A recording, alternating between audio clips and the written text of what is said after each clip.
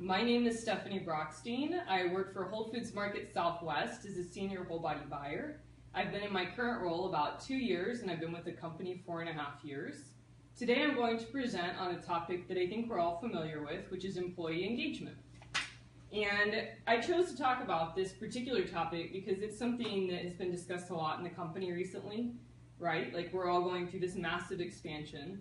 And so it's a big challenge as to how we're going to onboard and help new employees stay engaged, and how are we going to keep those of us that have been around for a while engaged, because our job roles are changing, we're getting new responsibilities, we're not necessarily adding new people at the rate we need to, and so engagement's a really viable topic.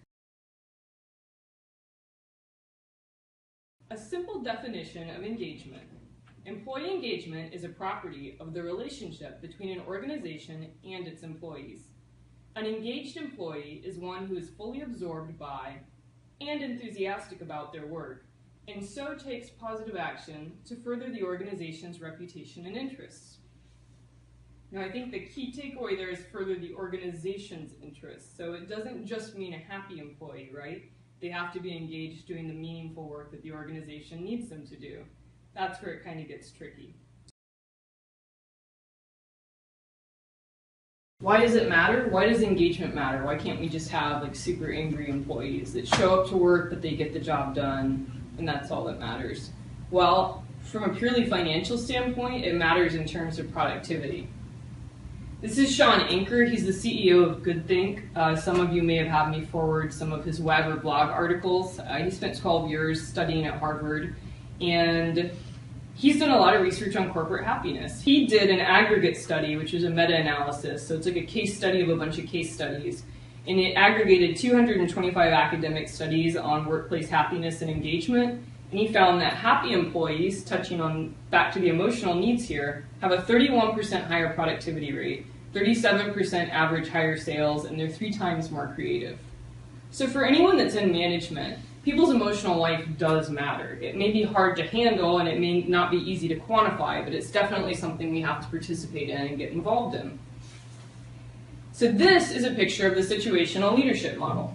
This is something that's taught as part of the Engaged Leader series. It first came into existence in the early 1970s. There were researchers Hershey and Blanchard. Sometimes it's called the Hershey-Blanchard leadership model. And basically, this was kind of revolutionary because instead of teaching all these separate leadership tactics, it broke employees down into development levels. And it basically said everyone is unique and everyone faces different situations on the job based on their personal skills and their emotional outlook at the time. And so there's supportive behavior on this side of the chart, and then you have directive behavior, and that has to do with how your management is going to interact with you.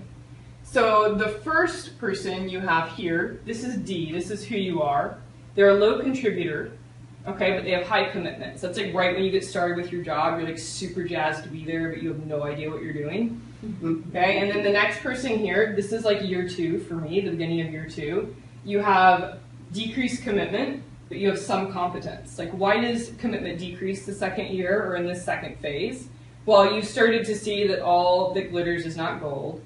You realize that you're dealing with resource constraints, maybe interpersonal issues start to arise, right?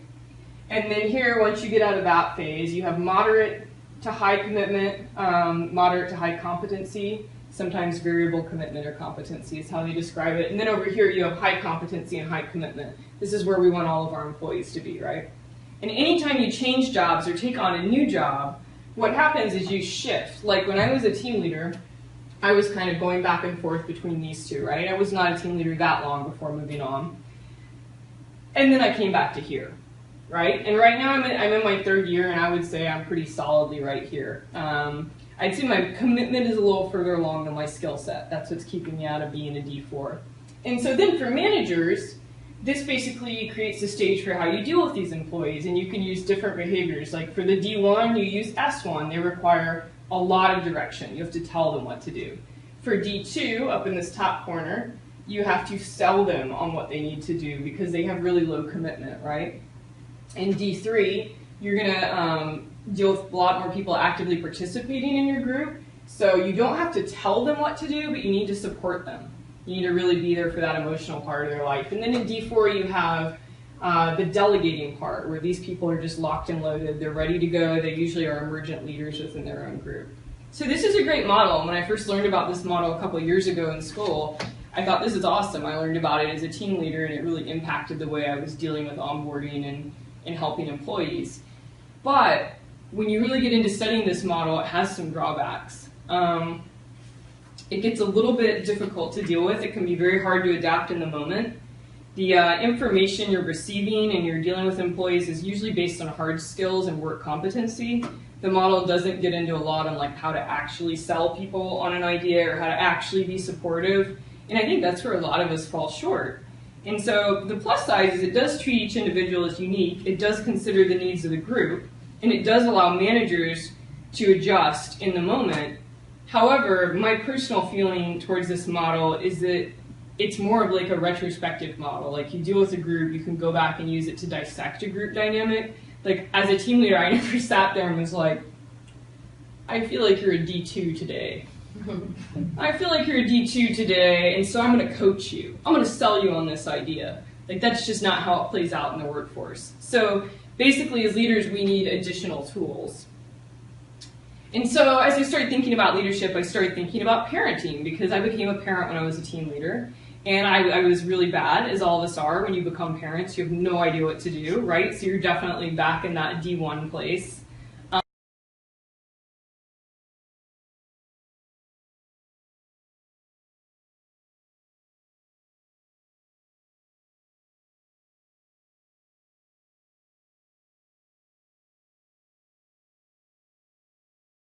Treat myself the way I want my daughter to be treated when I cross-apply parenting advice to the workplace. Let's talk through the 4 types of parenting. First, there's the dismissing style. The dismissing style suggests that experiences like emotions and grief and sadness are signs of weakness, and it discourages the person from coming to you when they need support. The second main style of parenting is the disapproving style. Kids and employees come to have difficulty trusting their own judgment, and they believe that something is wrong with them, and they're more likely to suffer self-esteem problems. The next style is the laissez-faire style. The laissez-faire style is kind of an anything goes style. The problem with laissez-faire is that kids and employees lack the ability to calm themselves down in difficult situations. There aren't teaching moments because there's little guidance provided by the parent, and there's no limits on behavior. That brings us to the 4th style of parenting. The 4th style of parenting is called emotion coaching. A person feels valued and comforted in this style. They learn there are limits on their behavior, and they receive empathy, which helps him or her move on to do their job, whether you're talking about work or home.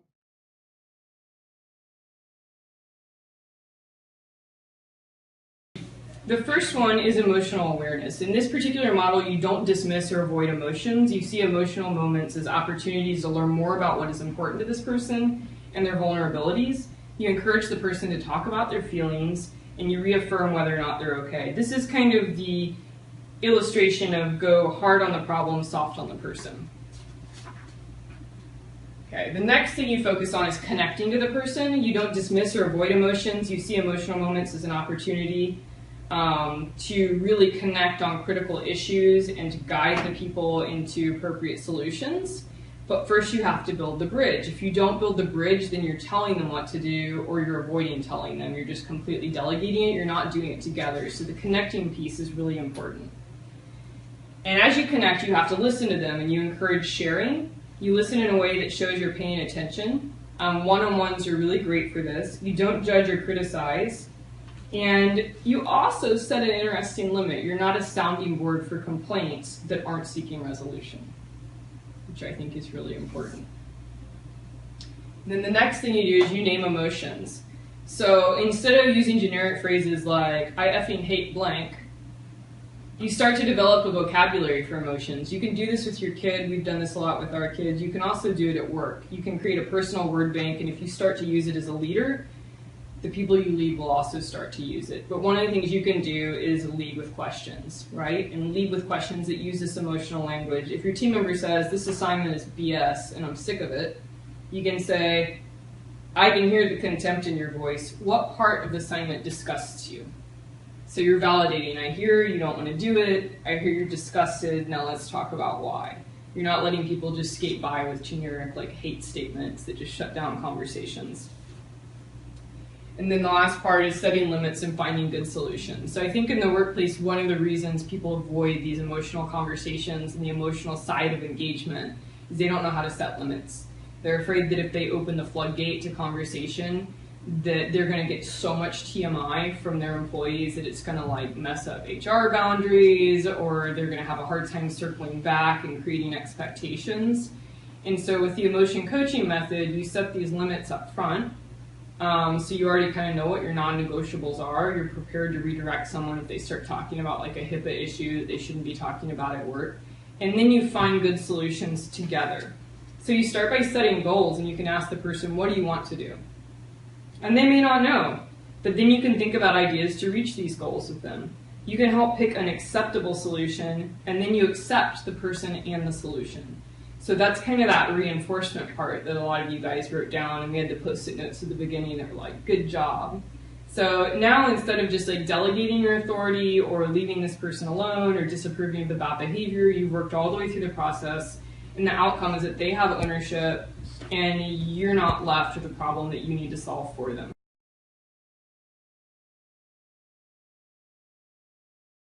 Okay, so here's the key takeaways for higher employee engagement. How we parent is how we lead. It's a combination of nature versus nurture. It takes time to parent. It takes time to learn how to parent. It also takes time to learn to lead. It's not something that's born into most of us. However you were led with previous managers or leaders or with your parents is probably how you're going to lead now. It takes time to develop that process, and you really have to think through these situations in advance. Kids are different, so are employees. And so what triggers one person in a negative situation might not be a trigger for another. And so rather than just making these assumptions about why people are engaged or not engaged with a particular project, it's better to have the one-on-one, have the discussion with them, and really figure out what the hidden barriers are. So I want to just pick one of these. We've got passion, you're doing a great job, communication, organization, and see if I have any volunteers that want to work through with me how you could illustrate these points to bring that to fruition. Do I have any volunteers? Sure. Yes. Yay, Jillian. Yeah. Okay, which one? Stand up? You don't. Which one do you want to work on? I'm going to go passion because passion, okay. I'm surprised I didn't pick that. All right. All right, so how does this show up for you? How does this show up for you with the stores? How do you make a connection to them, first of all, that shows that you're passionate or acknowledges their passion? I definitely show up and I roll up my sleeves and I dive right in with them. Okay, so you're going to show them. Oh, terrible marker.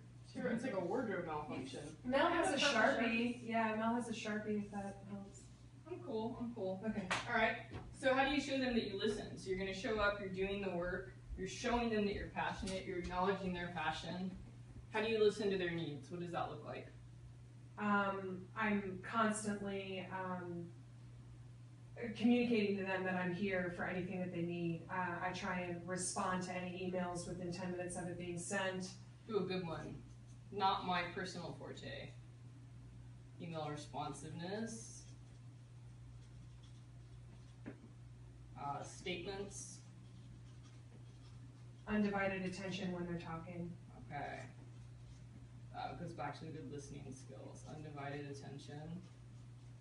And then let's talk about this one. This may not be one that you're doing yet, but naming emotions. So let's say I'm a team member, a nameless team member, and let's work through what naming that emotion might look like how you can pair it back to me, something constructive to show me that you've heard me, and then we can find some solutions together. So let's say I call you on your cell phone, I'm like, Jillian, I have loaded 5 requests into Data Monster in the last 2 weeks for those UPCs. I don't know what the regional buyers are doing. This is bullshit. How do you respond? I'm sorry that you feel that way. What I'm hearing is that the work that you're doing day to day is not getting responded to by my team, and allow me to take the time to follow up with the specific people who would be approving these requests, and let me get back to you as soon as possible. Cool. So another thing you could do would also just be to name what you're feeling from them, which is frustration, and just say up front, wow, you sound really frustrated. And just kind of let it hang. You don't have to say it in a sarcastic way that's like, wow, you sound really frustrated. But you can do it in a way that's like validating. It's like, I get that, man. I get where you're at. And with little kids, I can really see this. I can see with my husband too. Like sometimes just saying that I'm with you, I get what you're broadcasting, is enough. And then you can find the good solutions together. So in some cases, it might be you fixing the problem, but in other cases, it might be like additional questions to find those solutions. Giving them that chance to work through it. Like, well, who have you contacted? When did you contact them? Okay, let's think of who else you could contact. What's your time frame?